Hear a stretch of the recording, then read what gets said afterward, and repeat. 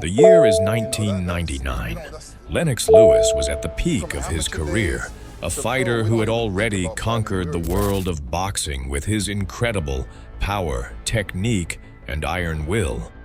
Having already secured the WBC heavyweight title after defeating Oliver McCall in a rematch, he was now in the process of proving to the world that he was not just another champion. He was the most dangerous heavyweight of his generation. He was a force that no one could ignore. With his towering frame, powerful jab, and knockout power in both hands, Lewis had the tools to dominate the heavyweight division like few others in history. But despite his accolades and dominance, Lewis was far from universally acknowledged as the undisputed king of the division. Many saw him as lacking the charisma or flair of other heavyweights like Mike Tyson or Evander Holyfield, the men who had captured the public's imagination. There was an undeniable question hanging over him. Was Lewis truly the most dangerous heavyweight of all time?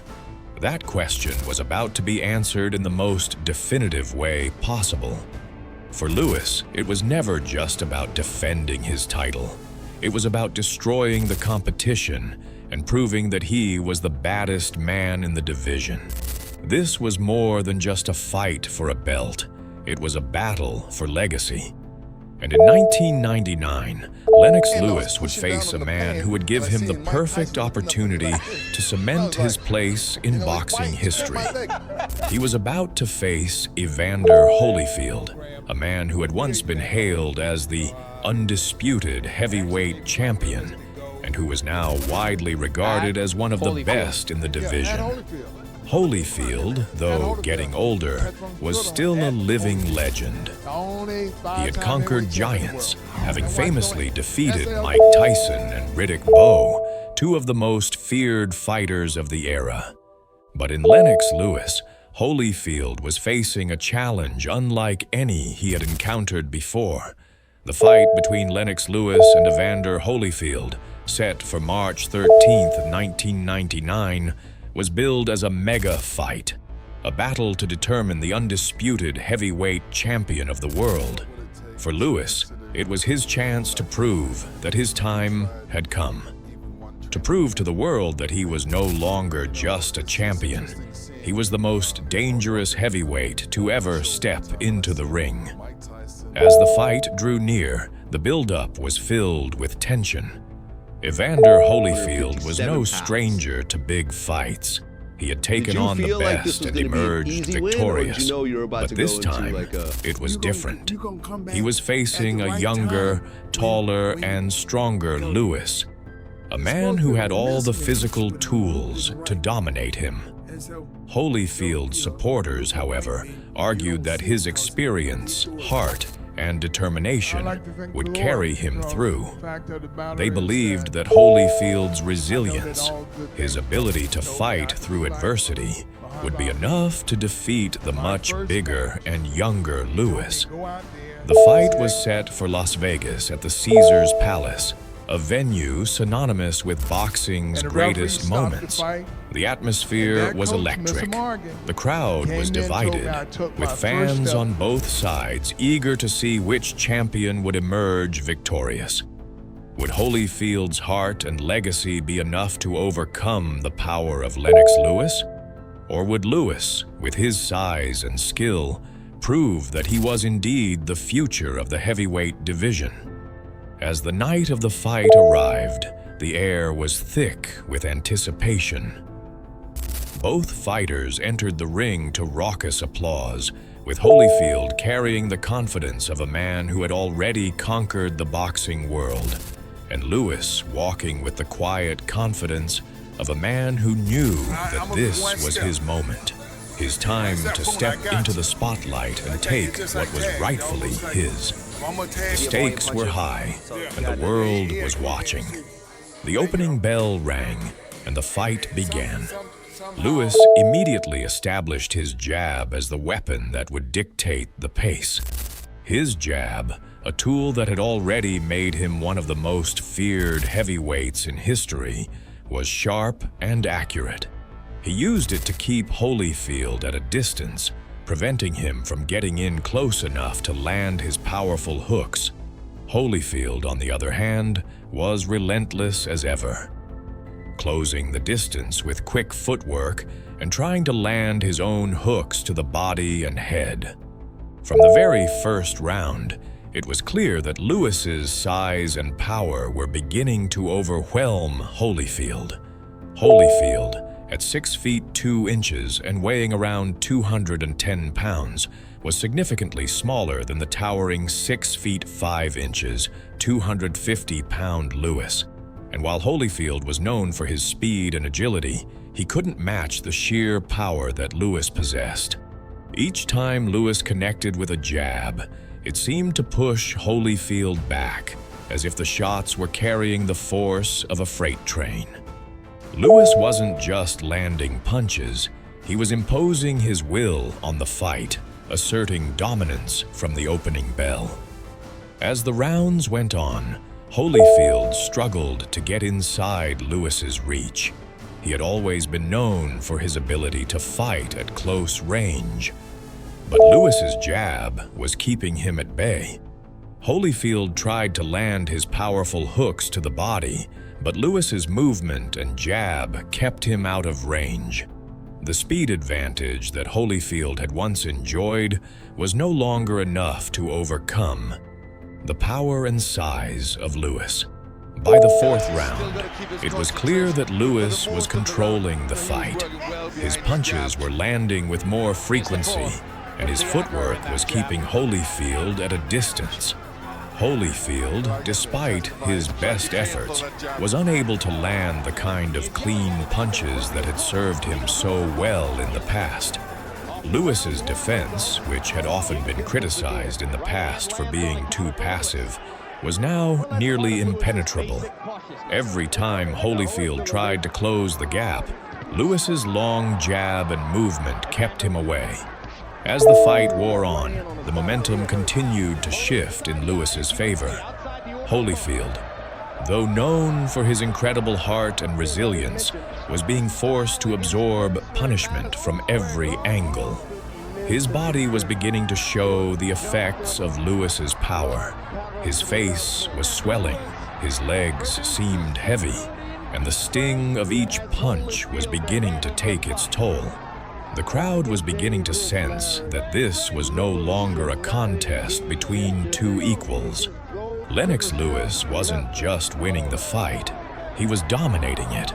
With every passing round, he was proving that he was the most dangerous heavyweight in the world. As the sixth round began, the once legendary Evander Holyfield was now feeling the full weight of Lennox Lewis's power. He had been in wars before, and his heart and courage were unparalleled. But tonight was different. This wasn't just a fight, it was a battle for his legacy. And Lewis was showing no mercy. Every time Holyfield tried to press forward, he found himself met with the crushing force of Lewis's jab. It was no longer a fight, it was a domination. Holyfield, though known for his heart and resilience, was showing the toll of the punishment he had absorbed. His face was swollen, his left eye starting to close, and his body was slow to react. The speed that had once made him a dangerous opponent now seemed sluggish against the sheer power of Lewis. The champion, who had danced around so many of his previous foes, could not find the rhythm to overcome Lewis's onslaught. Round 6 saw Lewis's confidence grow even more. He wasn't just keeping Holyfield at a distance. He was increasingly finding ways to land his most powerful shots. His jab, a weapon that had already worn down so many top contenders, was now landing with deadly accuracy. Each jab seemed to reverberate through Holyfield's body, pushing him back and disorienting him. Holyfield was used to being the aggressor, the one in control of the fight, but now He was being forced into a defensive shell. At the start of round 7, Lewis's plan was coming together. He wasn't just relying on his jab anymore. He was using his entire arsenal. Right crosses, left hooks, and body shots began landing with increasing frequency. Holyfield, though he fought with everything he had no answer for the strength and precision of Lewis. Holyfield's face was almost unrecognizable by this point. The damage was taking a serious toll. His left eye was closing more rapidly, and his punches lacked the power they had earlier in the fight. Even when Holyfield landed a clean shot, it seemed to have little effect on Lewis. It was clear now. Holyfield's willpower was being tested in a way it had never been before. As round 8 approached, the writing was on the wall.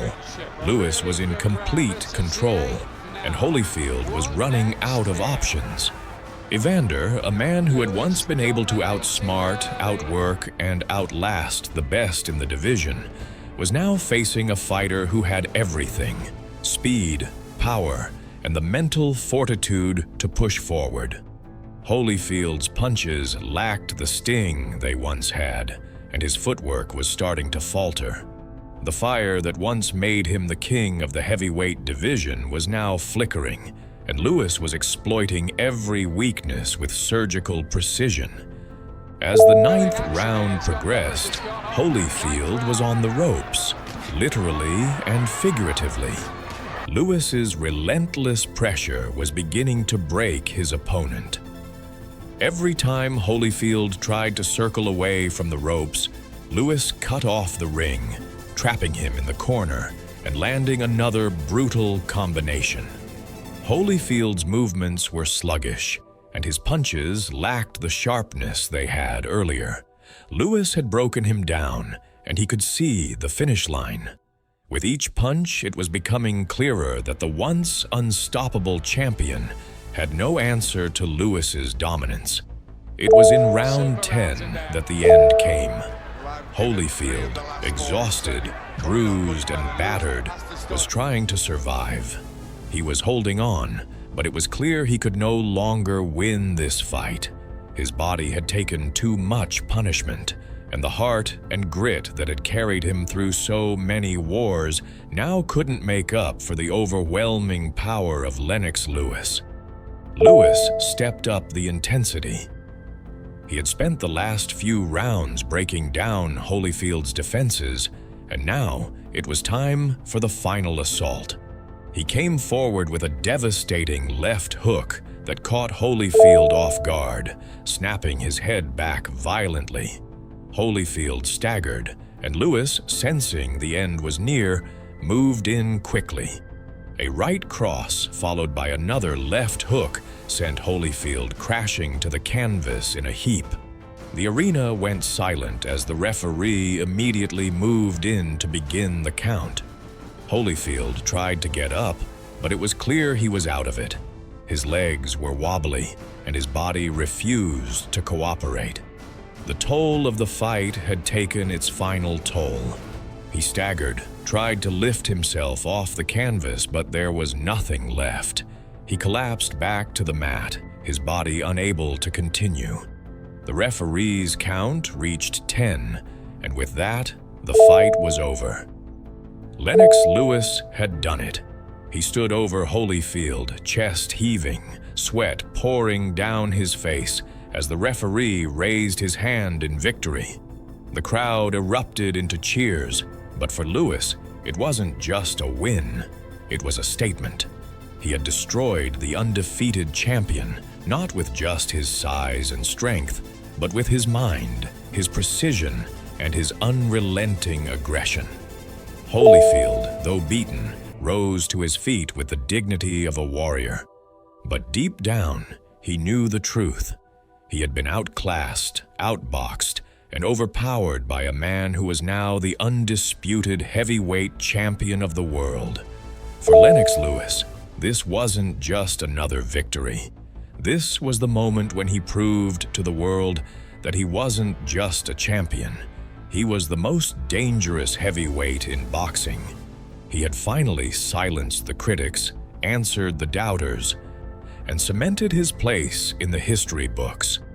As the crowd continued to roar, Lewis raised his fists to the sky, knowing that he had done something special.